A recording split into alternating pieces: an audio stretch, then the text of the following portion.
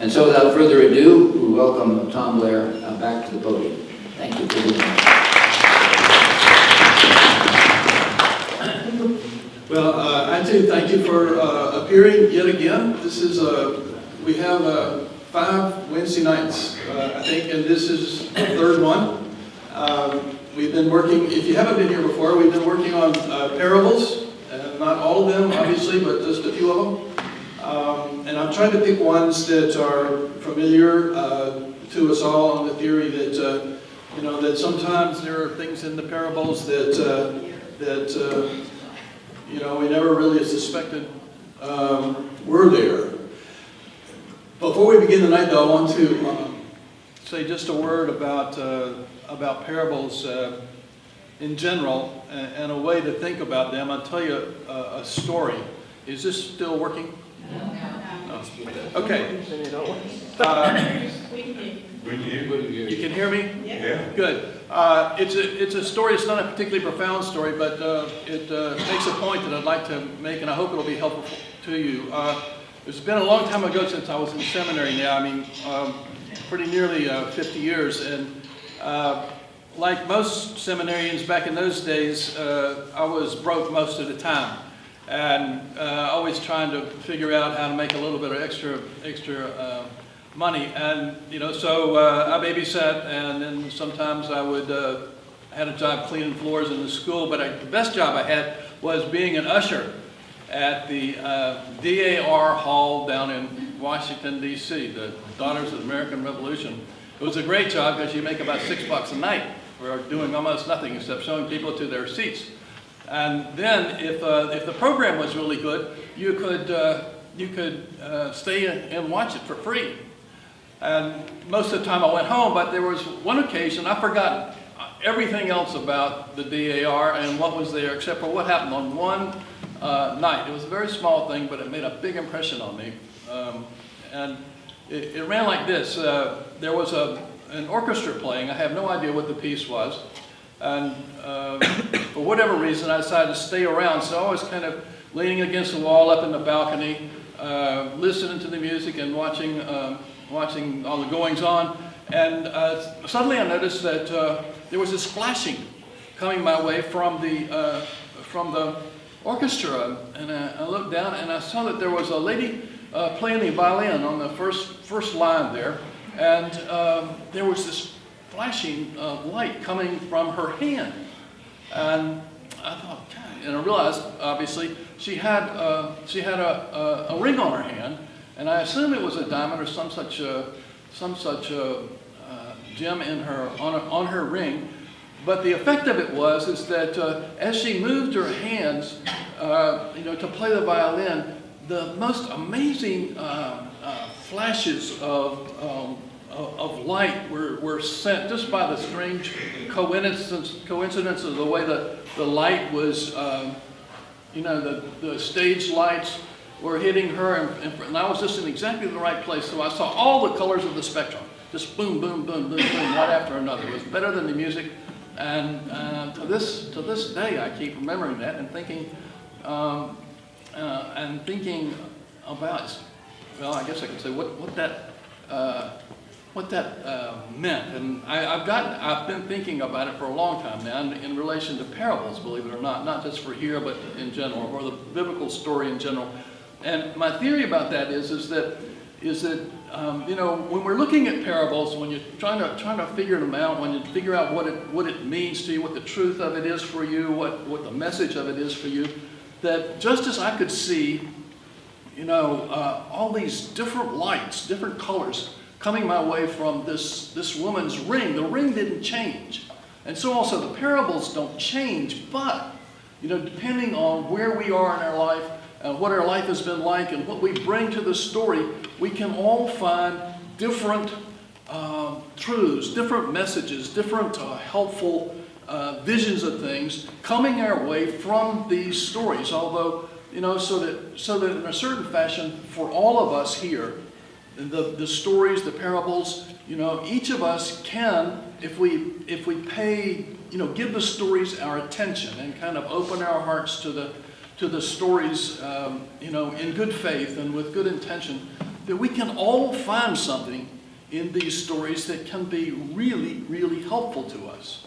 Although, there may be from the same parable, we may be able to glean 20, 30, 40 different visions of things, each of us in our own way. So my point in telling you this is number one, to realize that when somebody's doing something like what I'm doing now, all we're doing is saying, this is the way it looks to me now.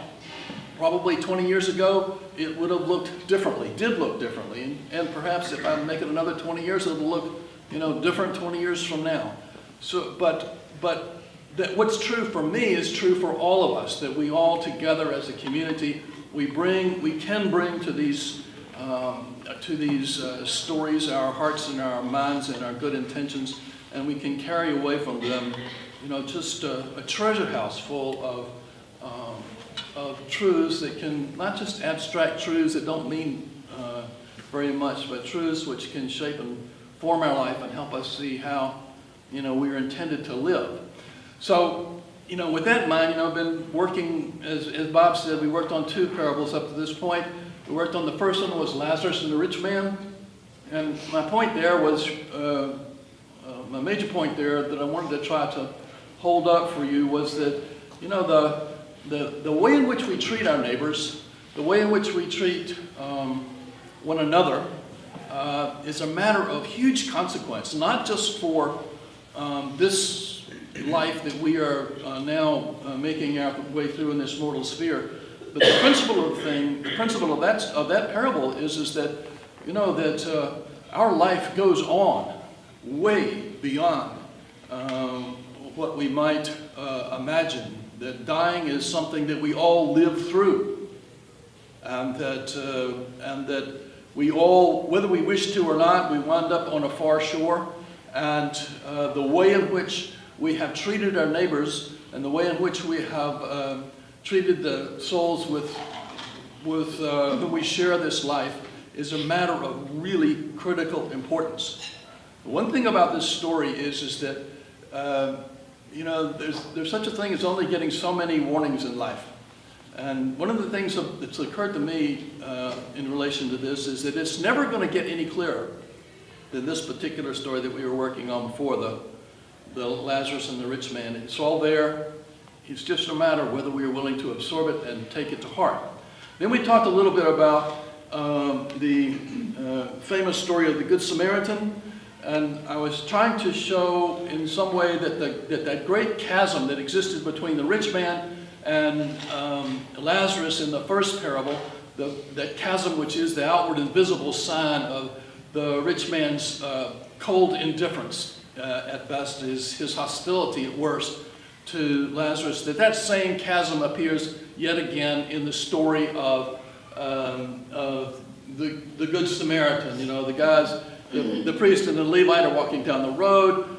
They see the guy in the ditch over there. They walk the other side of the road, and that chasm opens up. And so in the story itself, you can see this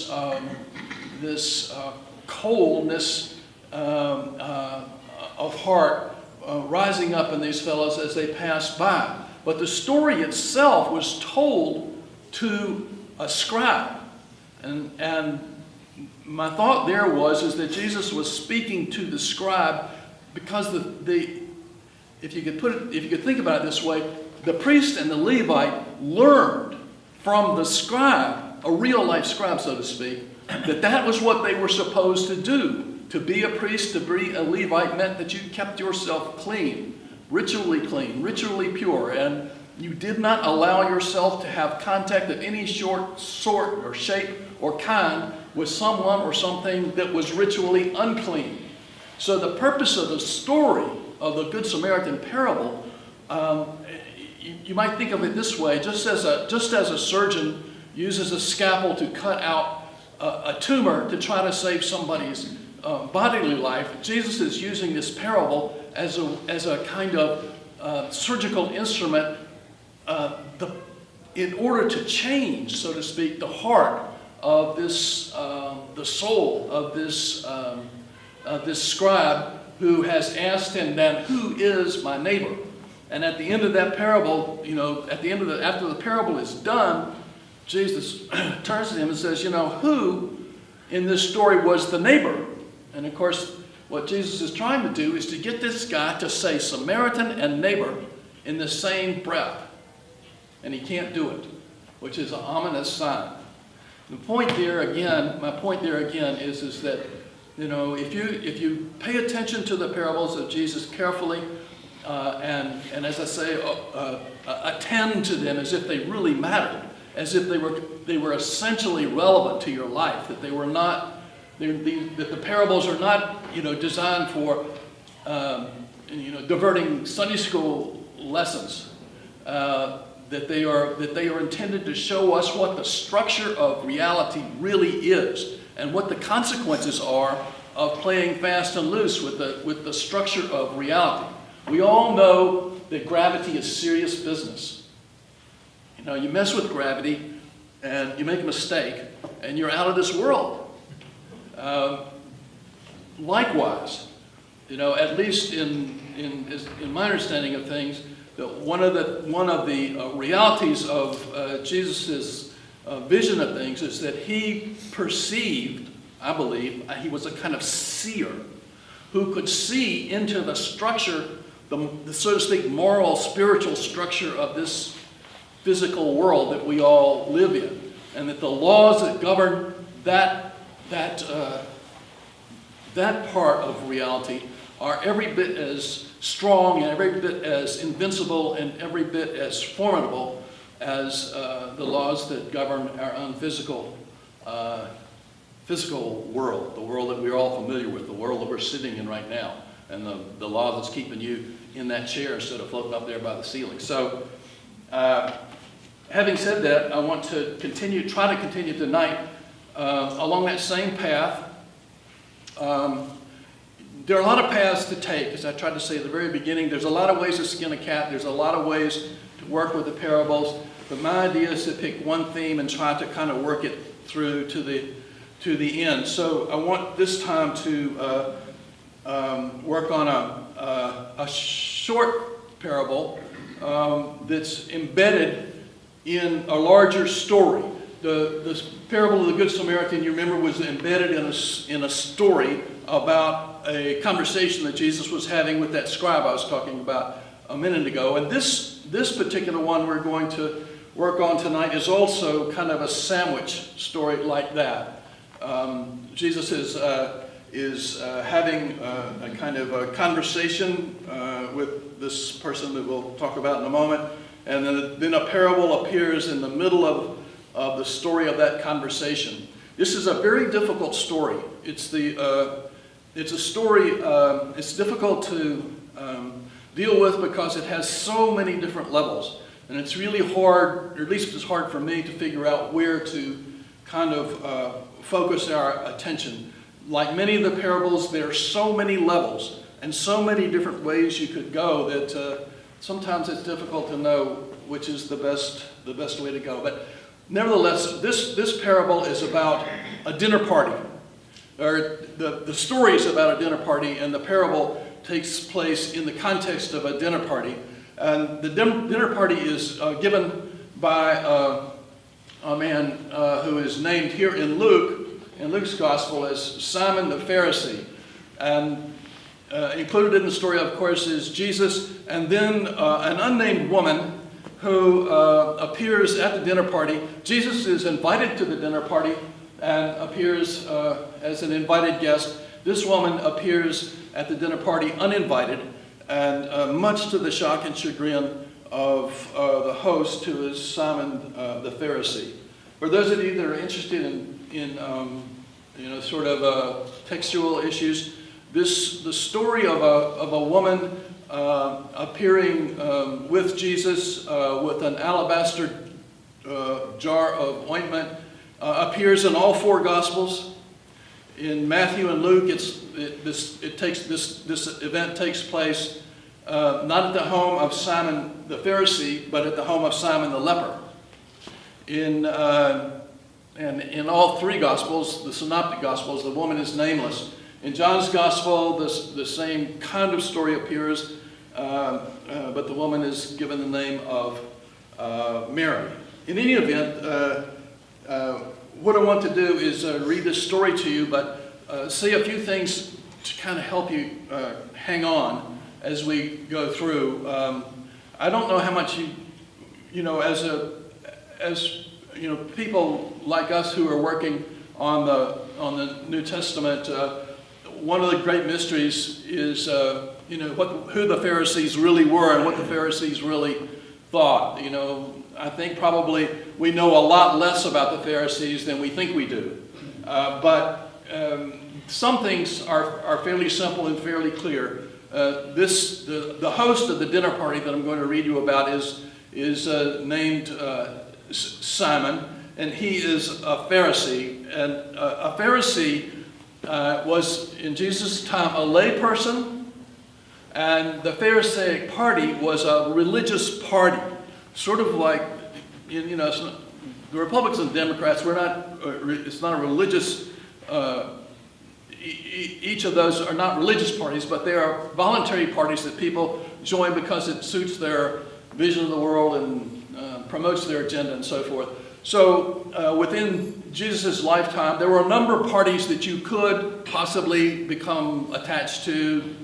The Pharisees being one, the Sadducees being another, Essenes being yet another. But the cardinal hallmark of the Pharisees, and this, I know that this is difficult for modern people like us to appreciate or to understand, and it's hard to explain, and it's really hard to feel what it must have been like to be a Pharisee. But the basic principle of the people that wanted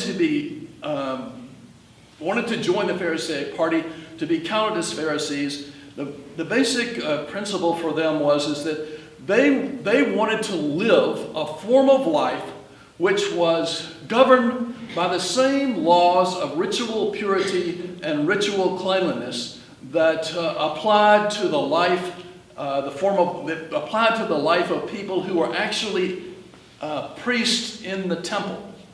And the basic underlying principle was that in order to be a proper servant of God and a proper Jew, that you needed to be of a mind that you would separate yourself and not allow yourself to have any physical contact with any object, person, or thing that was deemed by the scribes that we talked about before, by the law. The scribes were interpreters of the law, that was deemed to be ritually unclean. For them, for in those days, their conception was that there was some kind of quasi-physical something that if it got on you, like if Bob was unclean, so to speak, and I brushed against him like that this uncleanness would attach itself to me, and that it would act as a kind of, it would become, as it were, a kind of open wound through which dark, evil presences and powers could enter into my life and cause me physical harm, but also terrible spiritual harm. And so Simon the Pharisee, whatever else you say about him, Simon the Pharisee is someone who has built his life, is in the process of building his life around the principle that he will not be in contact, if he can help it, with anyone or anything who is ritually impure. Do you see what I'm trying to say? You get it? Okay. So Simon has a dinner party, and he invites Jesus. And as we'll see in this story, it's unclear why he wants Jesus to come. It's really unclear. And what's even more unclear is the treatment that Jesus gets once he gets to the door. And what we'll see is that that Simon the Pharisee refuses to do certain things in relation to Jesus that were normal and accepted. Like if you go to a dinner party now, And you walk in, you knock on the door, you come in, and usually the host comes and they shake your hand and they welcome you to the party. Sometimes, if you know them really well, they give you a hug, and then they say, come on in, let me show you here, let's get a drink, and so on and so forth. Well, in Jesus' time, there are a number of things that you were supposed to do. One, you were supposed to make sure that the person who was your guest got their feet washed right then. Because, life being what it was in those days, people walked around and they didn't ride around, they walked around. And they walked around in sandals, their feet were dirty. And so it was an act of kindness and social welcome to make sure that somebody got their feet washed. You gave them a kiss. I think the Russians, you've seen these guys, they go boom, boom, one on each side, It's not a romantic kiss, it's a kiss of welcome, kind of like a hug. And that does, not only does Jesus not get his feet washed, he doesn't get that, and plus, last of all, and this is strange, I'm not quite sure what this is about, but it was the custom to give people who were your guests a little dab of oil to put on their hair. I was often wondering whether it was a kind of like something to cut the odor of the walk or what, I don't know, but Simon offers none of that to Jesus, and that's going to play a part here in this story. And as well, this woman comes, this woman appears, she has a tremendous part in this story. She has no name, she's given no name, she is beside herself. I have searched all week to try to find the right word for this, and I can't figure out what the right word is, except that she is nearly unstrung by her feeling of thankfulness to Jesus for something. It's not clear at all in this story what it is that Jesus has done for her, or what she did, or anything. All that you see is that she is unstrung, so to speak, and she is doing stuff that surely we would, if it happened to us in a dinner party or happened to someone, it would be the talk of the town. That as we'll see, this woman has the sort of mysterious character of her has given rise to all kinds of speculation about who she was and why she was doing what she was doing and what was going on. And for the most part, the idea has been among scholars that it was some that she was a woman of the night, or that something like that was going on. That this was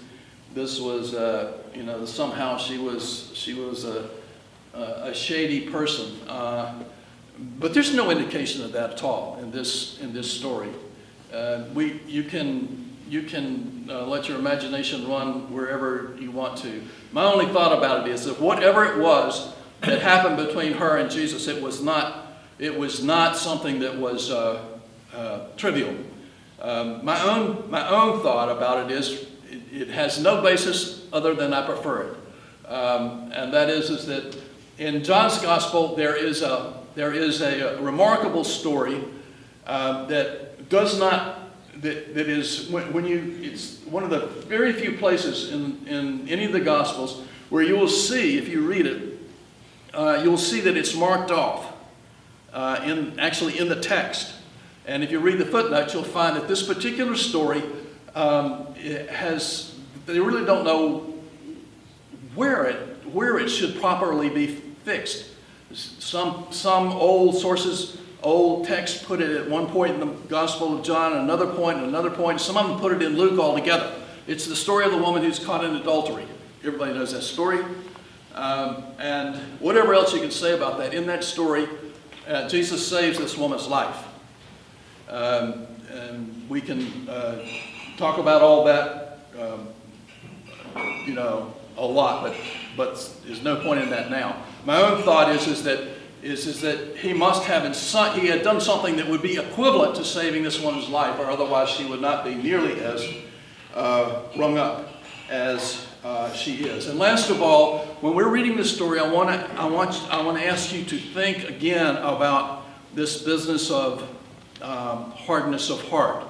And sometimes hardness of heart takes the form of a kind of icy indifference, with not much animosity, just indifference. And you can imagine in the first stories we worked on, the first story, the parable of the rich man and Lazarus, it's not as if the rich man was just aggravated and angry with Lazarus. It was just, he just didn't give a rip. He didn't care. He was indifferent. And that indifference qualified, so to speak, as hardness of heart. Here in this story, and in the Good Samaritan, it's a kind of cold, cool indifference. It's not hatred. It's not they hate the guy in the ditch. It's just that they can't be bothered. They got other fish to fry. They got things to do. They got places to go, and so on and so forth. In this one, you're going to find a kind of hardness of heart that is animosity. I mean, serious animosity towards Jesus and towards the woman. And the thing I want you to be thinking about is, where does this animosity come from? And I want to at least raise the possibility for you that Simon the Pharisee is in really deep trouble, that he's in deep trouble in large part because of the vision of life which he's embraced, and he does not even know it, which is a really dangerous place to be. Not the most dangerous, but it's dangerous enough. And it's entirely possible that Jesus, at least from my point of view, that Jesus goes, accepts this dinner invitation, which is a strange one to be coming towards him from a Pharisee, for the same reason that he wanted to have supper in Zacchaeus' house, for the same reason he was always hanging out with people who were coloring outside the lines. That Jesus knows something about this Pharisee that the Pharisee himself doesn't know. And another way to look at it is Jesus knows that this guy has got something equivalent growing, so to speak, in his soul that, as I said last time, is equivalent to a body that has got some dread carcinoma living in it. So here we go. One of the Pharisees, this is a little bit long, so try to be patient.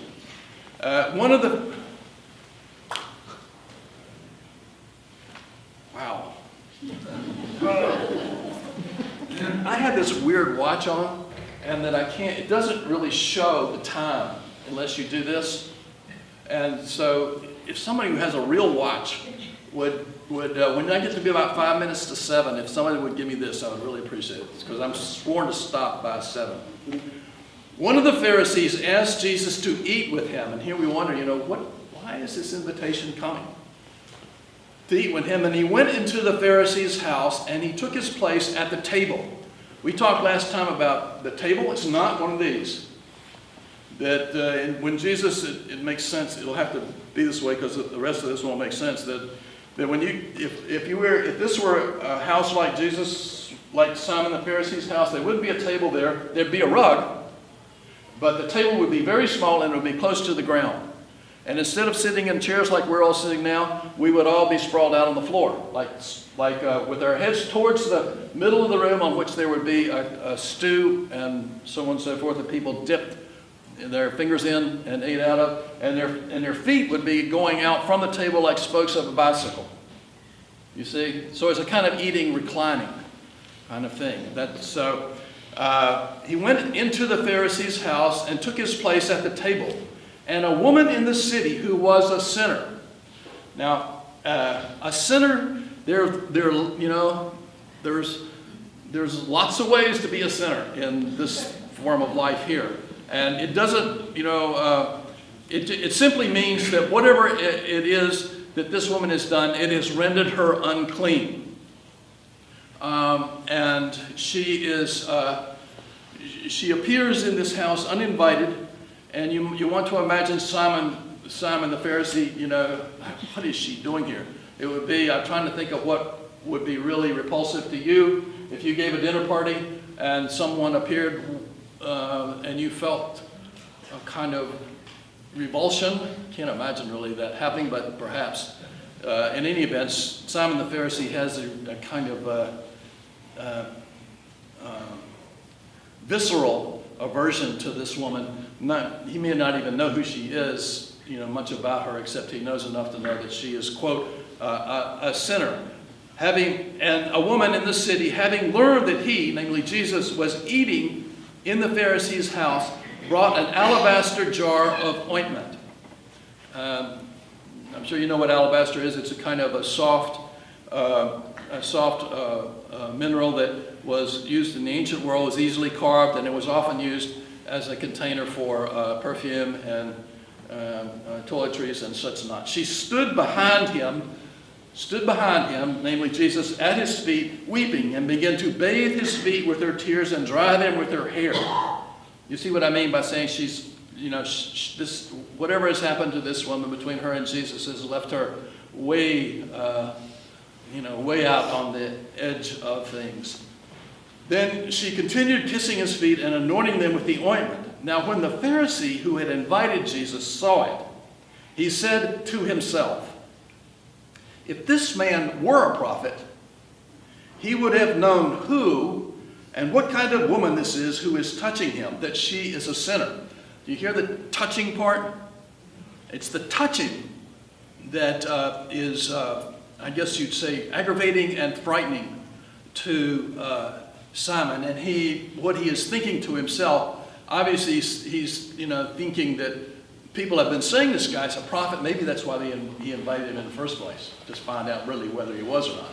But the thought here is, Simon's thought is, if he were really a prophet, he would know that under no circumstances would he allow himself to be touched in this way by this person in this context, in the way that it was going down. So the idea here is that Simon is drawing the conclusion that whoever else Jesus is, he is no prophet, much less Messiah, much less the living, breathing image of God himself. And so already you can see what is important here. One of the things that's important is you can see, so to speak, the ice forming on Simon's heart already. This kind of coldness of his thought in relation to Jesus lets you see that he's just a hair's breadth away from despising him in the same way that he despises that woman. Now, it's an interesting position to be in, to hold a religious vision that if you hold it really tightly and lean on it hard, that it leaves you in the place of despising your neighbor and feeling righteous about it. I mean, what a predicament. To hold a vision of life that enables you to despise some of your fellow human beings and feel that you're doing God's will. It's that dilemma that, at least in my vision of things, Jesus is trying to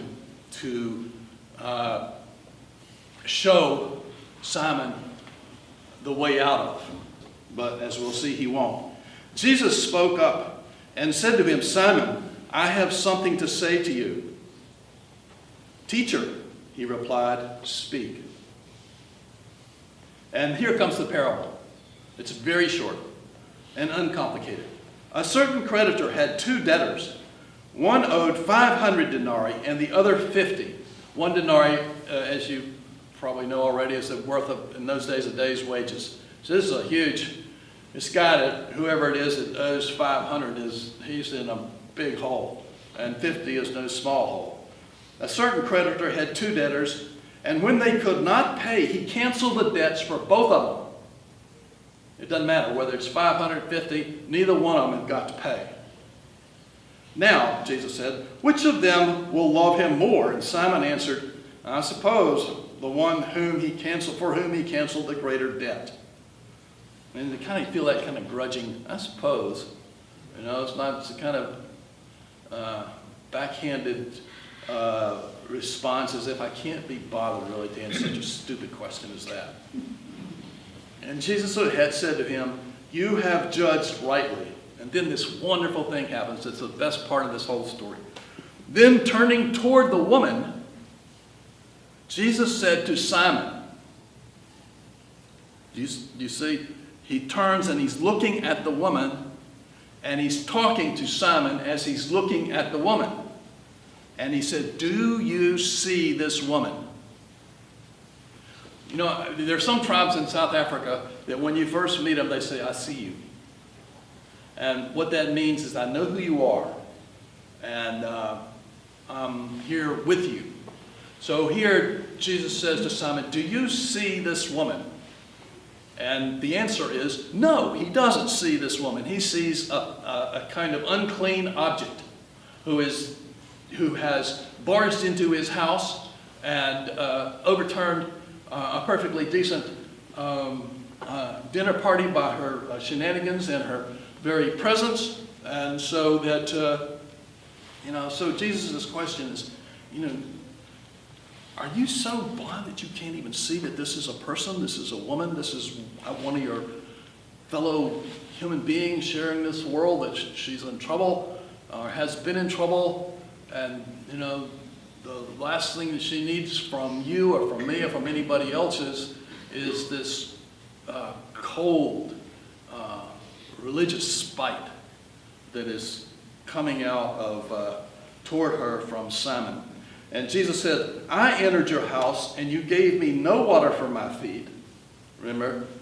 But she has bathed my feet with her tears and dried them with her hair.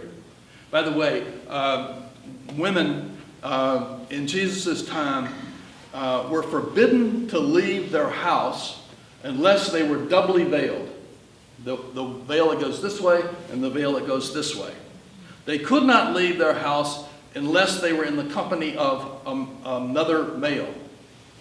And they could speak to no other male anywhere ever outside of the confines of their own home. And if any woman ever showed her hair, then that was, like putting a great big sign on yourself of a particular sort. You gave me no kiss, but from the time I came in, she has not stopped kissing my feet. You did not anoint my head with oil, but she has anointed my feet with ointment. Therefore, I tell you, her sins, which are many, have been forgiven, and hence she has shown great love. But the one to whom little is forgiven loves little. Now, as I say, this is really, I don't know whether it sounds complicated to you, but it sounds complicated to me, this last part. But the basic principle here is that Simon the Pharisee has got himself in the place where, by virtue of his religious vision, his vision of himself, of what it means to be a faithful person, what it means to be a child of God, he has enmeshed himself in a vision that has left him in a place where he has come. He's looking at two people, both of whom he despises. He despises the woman for who she is and whatever it is that she's done, and he despises Jesus for allowing this woman to have any kind of contact with him. So one way of thinking about this is that the purpose of this parable is in part to show that for people like us who are participants in a religious tradition, we are Christians. We are meant to be sworn followers of Jesus. But one of the things that we want to be careful about ourselves is the tendency that is a part of all of us who are on this kind of path to come to despise people who we count to be really different from us, not quite up to snuff, not quite as admirable as they ought to be or wish they were. We wish they were. And so that in many of our hearts, including mine, we all know what it is to feel that gap, so to speak, opening up between us and our neighbor. The principle is that whenever you feel that gap opening, whenever you feel that pit opening up between you and another person, your ears want to go boing. You want to be thinking hard about what's happening to you. And Jesus in this book, while we may be very uncomfortable with thinking about things this way, and I'm not trying to persuade you of that, but from Jesus' point of view, he believed that there was afoot in this world a serious dark power, and that power meant human beings no good, and that when that gap between neighbors was opening up, that there was another presence there. There was another project being worked out. And so, Luke includes this here as a way of warning us. I mean, we sort of live into the story and think about it, but the purpose of it is to warn us about that, allowing that gap to open up and doing whatever we're capable of doing and able to do to guard ourselves against that. I'll leave you with this one great little piece here